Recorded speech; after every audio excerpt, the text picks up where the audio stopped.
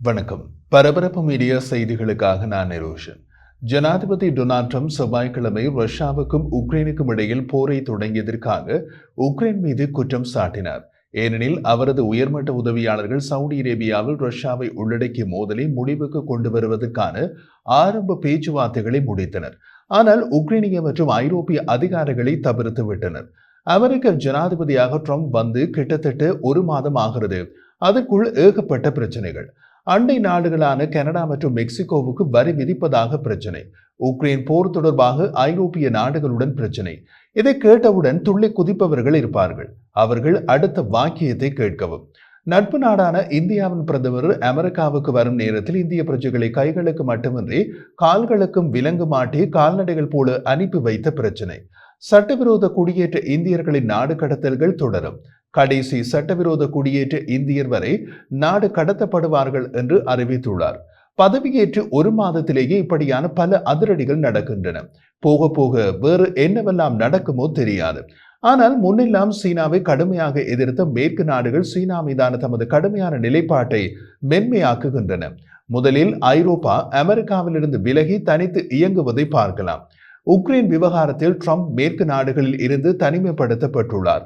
ராஜதந்திரத்தை Trump கையாள்வது குறித்து அமெரிக்க நட்பு நாடுகளின் புகார்களுக்கு மத்தியில் இந்த கருத்துக்கள் வந்துள்ளன. இது உக்ரைனுக்கான நேட்டோ உறுப்பினர் பதவியை நிராகரித்தது மற்றும் பல ஐரோப்பிய தலைவர்களை இருட்டில் விட்டுவிட்டு உக்ரைன் பிரதேசத்தில் சலுகைகளை வழங்க வேண்டும் என்பதை ஒப்புக்கொண்டது ஆகியவை ட்ரம்பை மேற்கு கூட்டணியிலிருந்து வெளியேற்றுகின்றன. உக்ரைன் போரை ஒருபோதும் தொடங்கியிருக்க கூடாது என்று ட்ரம்ப் செய்தியாளர்களிடம் கூறினார். ஆனால் போரை உக்ரைன் தொடங்கியதாக தெரியவில்லை. ட்ரம்ப் கூறிய போது உக்ரைனுக்காக நான் ஒரு ஒப்பந்தம் செய்திருக்க முடியும், அது அவர்களுக்கு கிட்டத்தட்ட அனைத்து நிலங்களையும் வழங்கி இருக்கும் என்றார். இது ட்ரம்பின் வழமையான டீல் விவகாரம். இதேபோல் ட்ரம்பின் முதலாவது ஆட்சி காலத்திலும் நடந்தது. சீன படைகள் இந்திய எல்லையில் ஊடுருவ முயன்ற போது இந்தியாவுக்கும் சீனாவுக்கும் இடையே சமாதான ஒப்பந்தம் ஒன்றை நான் செய்து தருகிறேன் என்றார் ட்ரம்ப். உஷாரான இந்தியா இது எங்கள் பிரச்சனை, நாமே தீர்த்து கொள்கிறோம் என்று கூறி ட்ரம்பை கலட்டி விட்டது. அதன்பின் கூச்சம் காரணமாக என்னவோ ட்ரம்ப் அது பற்றி வாய் திறக்கவில்லை. இப்போது காட்சி மாறியுள்ளது. மாஸ்கோவின் 2022 படையெடுப்புக்கு பின்னர் ரஷ்ய வெளியுறவு அமைச்சர் செர்கி லவ்ரோவுடன் அமெரிக்க ராஜாங்க செயலாளர் மார்கோ ரூபியோ பேச்சுவார்த்தையை நடத்தியுள்ளார். கலந்துரையாடலில் போரை வெற்றிகரமாக முடிவுக்கு கொண்டு வந்தால் ரஷ்யாவுக்கு வரலாற்று பொருளாதார மற்றும் முதலீட்டு வாய்ப்புகள் சாத்தியமாகும் என்று கூறப்பட்டுள்ளது. மொத்தத்தில் இது எப்படியான அரசியல் என்று கருதுவது உங்களை பொறுத்தது. கனடியர்களை பொறுத்தவரை ட்ரம்ப் கனடாவை அமெரிக்காவின் 51வது மாநிலம் என்று கூறியதை தரமான நகைச்சுவை என்று எடுத்துக் கொள்வார்கள். ஆனால் கனேடிய பிரஜைகளுக்கு கைகளிலும் கால்களிலும் விலங்கு மாட்டி கால்நடைகள் போல அனுப்பி வைத்தால் ஒருபோதும் ஏற்றுக்கொள்ள மாட்டார்கள்.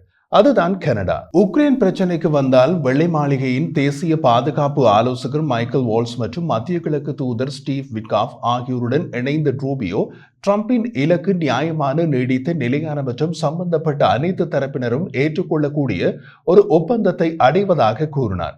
ஆனால் சவுதி தலைநகரில் உள்ள குகை அரச மாளிகையின் 4.5 மணி நேர கூட்டங்களுக்கு அழைக்கப்படாத உக்ரைனிய அரசாங்கம் எதிர்கால பேச்சுவார்த்தைகளில் என்ன பங்கு வகிக்கும் என்பதை அமெரிக்க அதிகாரிகள் குறிப்பிடவில்லை. ரியாத் பேச்சுக்கள் உக்ரைனை ஆழமாக அமைதியினப்படுத்தியுள்ளன. அங்கு அமெரிக்க அதிகாரிகள் நாட்டின் எதிர்காலத்தை பற்றி உக்ரைன் மேசையில் இல்லாமல் விவாதிக்க மிகவும் வசதியாக இருக்கிறார்கள் என்ற அச்சம் அதிகரித்து வருகிறது. வாஷிங்டன் தனது பாதுகாப்பு கொடியை கண்டத்தில் இருந்து விலக்கிக் கொள்ள தயாராக இருப்பது போல் ரஷ்ய ஜனாதிபதி விளாடிமிர் புட்டினை தைரியப்படுத்தும் ஒரு ஒப்பந்தத்தை ட்ரம்ப் ஏற்றுக்கொள்வார் என்று கவலைப்படும் ஐரோப்பிய நட்பு நாடுகளையும் அவர்கள் கவலையடைய செய்துள்ளனர். ட்ரம்ப் தமது பேச்சுவார்த்தையிலிருந்து உக்ரைன் விலக்கப்பட்டதன் முக்கியத்துவத்தை குறைத்து மதிப்பிட்டார் மற்றும் உக்ரைன் மேசையில் இருக்க விரும்பினால் அது கடந்த 3 ஆண்டுகளில் எந்த நேரத்திலும் சமாதான பேச்சுவார்த்தைகளை தொடங்கி இருக்கலாம் என்று அடிக்கோடிட்டு காட்டினார். ஆனால் போர் உக்ரைனுக்கும் ரஷ்யாவுக்கும் இடையே நடக்கிறது. இதில் அமெரிக்கா ரஷ்யாவுடன் ஒரு ஒப்பந்தம் செய்தால் அதை உக்ரைன் ஏன் ஏற்க வேண்டும்? உக்ரைனுக்கு உதவ ஐரோப்பிய நாடுகள் உள்ளன. அமெரிக்கா ஒரு நாடு, ஐரோப்பாவில் பல நாடுகள். ட்ரம்பின் நிர்வாகம் நடக்க போகும் 4 ஆண்டுகளில் நேட்டோ உருத்தெரியாமல் போக போகிறது என்பதே எமக்கே தெரியும் போது ஐரோப்பிய நாடுகளுக்கு தெரிந்திருக்காதா? அதனால் ஐரோப்பிய நாடுகள் சொந்தமாக ஏதாவது செய்யவே வாய்ப்பு அதிகம்.